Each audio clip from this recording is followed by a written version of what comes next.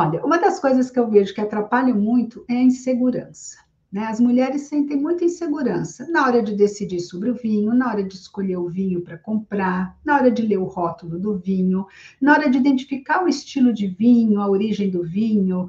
E será que esse vinho vai combinar realmente com a comida que eu estou escolhendo? Como é que eu faço isso? Em consequência disso, desse medo de errar, é que essa mulher, se ela não faz parte, né, ela está no mundo normal, ela não está fazendo parte desse mundo paralelo dos vinhos, é normal que ela sinta esse medo de errar. E esse medo de errar faz com que ela fique dependente.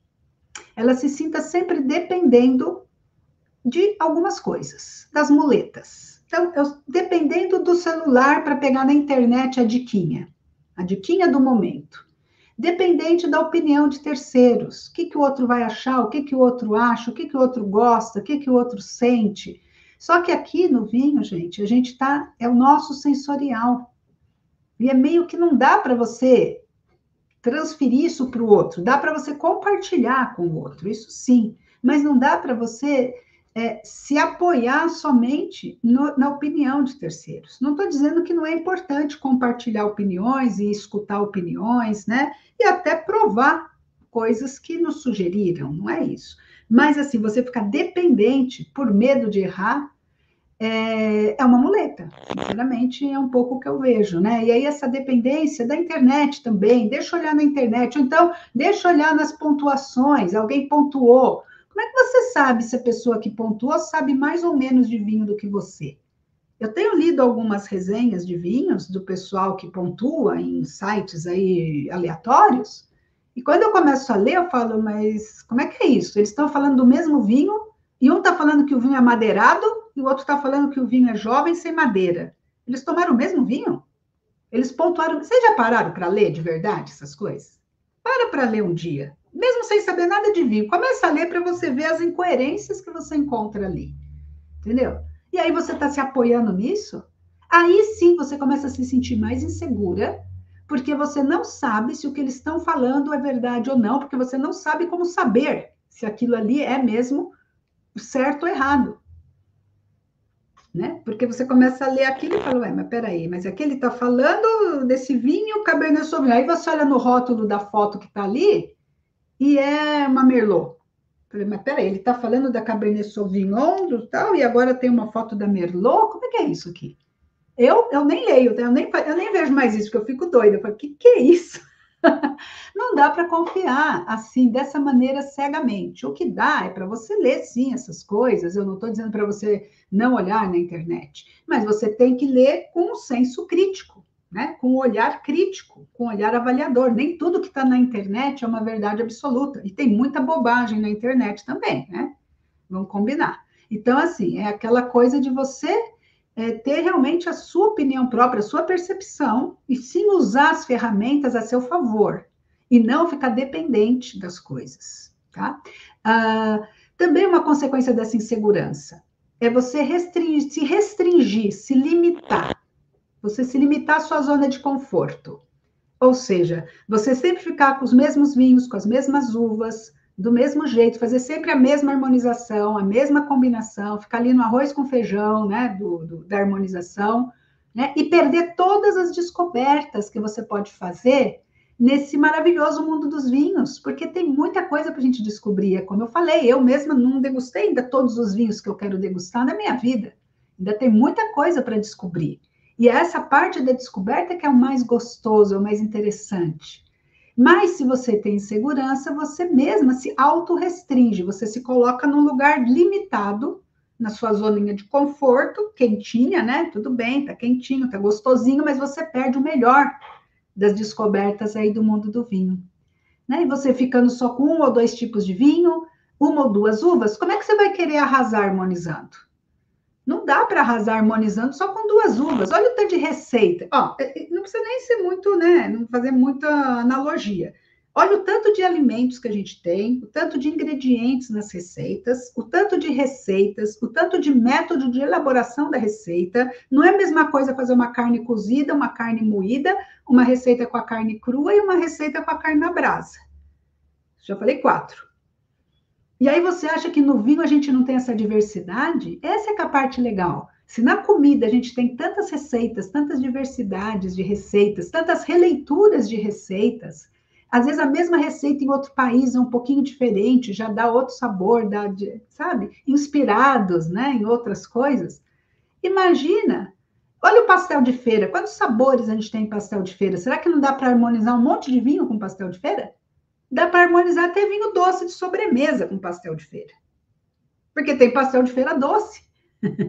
Então, assim, você se limitar também a 2 vinhos, 2 uvas, tal, você não consegue arrasar harmonizando vinhos, minha amiga. Eu sinto muito de dizer isso, mas você vai fazer a sua harmonizaçãozinha ali, mais ou menos meia boca, e tudo bem. Se tá bom para você, mas eu acho que se você realmente está aqui comigo, é porque você quer sim fazer parte do mundo paralelo das mulheres do vinho, desse mundo paralelo do vinho, onde a gente aprende 6 tipos de vinhos que existem para a gente usar nas harmonizações. 6 tipos de vinhos, dentro desses 6 tipos de vinhos, tem vários estilos, várias uvas, várias maneiras de elaborar. E aí começa a ter uma riqueza de material para você harmonizar, para você brincar. Na verdade, é uma brincadeira, é um jogo também, né? Harmonizar, como eu falei, é uma ciência, é uma técnica, mas é uma arte. E aí, na hora que você tem, imagina você ser uma artista e você só tem 2 cores para você pintar o quadro, preto e branco. Até fica bonito preto e branco, mas e depois? Você só vai ficar preto e branco, preto e branco? Você tem uma infinidade de cores, e dentro das cores você pode fazer muitas combinações, e é isso que dá a riqueza da sua harmonização. Segunda coisa que acontece muito, que as pessoas erram, é esse confundir o beber com o degustar, tá? E o beber com o degustar até pode ser fácil para você, né? Beber eu bebo, degustar eu aprecio. Mas aqui eu vou além. Vamos falar de uma outra diferença, a diferença do degustar e o degustar. Como assim, Lília? Degustar e degustar não é igual? Ah, tem um detalhe. Vamos falar do degustar como provar alguma coisa. Você vai lá no supermercado, te dá um pedacinho de queijo. Você prova o queijo e fala, gostei. Você vai no supermercado, te dá um pedacinho de massa. Ai, gostei, vou comprar. É um degustar de provar para ver se você vai comprar ou não. Gostei, vou comprar, não gostei. Hoje me deram, hoje eu fui no supermercado, me deram lá um chocolate, uma amêndoa recoberta de chocolate. Ai, que delícia! Só não comprei porque eu estou de dieta, mas estava uma delícia. Gostei. Mas não perguntei se era chocolate amargo, meio amargo, que amêndoa era da onde, como é que era tal. Eu simplesmente provei, gostei. Mas aqui o que eu estou falando é o degustar versus o degustar sensorial. Este sensorial faz toda a diferença. É um sensorial do provar com atenção. Com atenção, usando todos os nossos sentidos. Os nossos sentidos que começam desde, por exemplo, se fosse o chocolatinho. Eu só provei, comi, gostei. Se eu fosse degustar sensorialmente, eu primeiro ia olhar para ele, ver o formato, o tamanho, né? A cor, né? A cor, é marronzinho, então ele é coberto, mas eu morderia para ver a cor de dentro também. Que cor tem dentro? Eu viria a textura dele, colocaria na boca depois de ter observado com a visão. Eu cheiraria ele. Será que tem cheiro esse chocolate? Chocolate tem cheiro? Será que ele tem cheiro ou não? Será que aparece? Tinha alguma outra coisa, alguma outra fruta? E aí você vai botando teus sentidos para trabalhar nessa degustação sensorial, que ela é com mais atenção, com mais calma, com mais concentração. Esse degustar sensorial, ele realmente faz muita diferença na hora da harmonização, porque a comida também é sensorial. E ali a gente começa a encontrar pontos de contato entre a comida e o vinho. O vinho é totalmente sensorial, né? Então, isso é uma coisa muito importante, muita gente confunde. Além do beber com o degustar, confunde o degustar provar, simplesmente, com o degustar sensorial, que é o que a gente faz no nosso mundo paralelo das mulheres do vinho. A gente aprende a fazer e a gente pratica isso para poder conhecer de verdade os nossos vinhos. E uma outra coisa também que as pessoas erram muito é elas não saberem que existe harmonização de vinhos. Muita gente não sabe que existe essa questão de harmonização. Eu até me surpreendo, às vezes, quando as pessoas falam, Lília, mas comer com vinho, eu sempre a vida inteira só bebi o vinho. Como assim? Você sempre só bebeu o vinho? Como assim? Só bebeu o vinho? Aonde? Como? Assim? Bebendo? À toa? Não entendo. Mas realmente é verdade. Muita gente fala que só bebe o vinho, nunca imaginou colocar uma comida junto com o vinho. Mas também eu vejo que às vezes a pessoa tem essa ideia, né, de que harmonizar é vamos comer alguma coisa com vinho, mas é uma vaga ideia do que é harmonizar. É harmonizar de qualquer jeito. É harmonizar botando ali uma comida e pronto. Eles não sabem que existem escolas de harmonização, que existem filosofias de harmonização, que assim como na culinária existem linhas, né, de pensamentos que ajudam, né, a criar modelos de harmonização que nos ajudam, assim, a arrasar harmonizando. Ou, pelo menos, nos ajuda também a entender os porquês da harmonização. Por que, que uma coisa funciona com a outra? Por que, que aquele vinho funciona com tal comida e o outro não funciona? Porque aí você começa a entender a lógica da harmonização.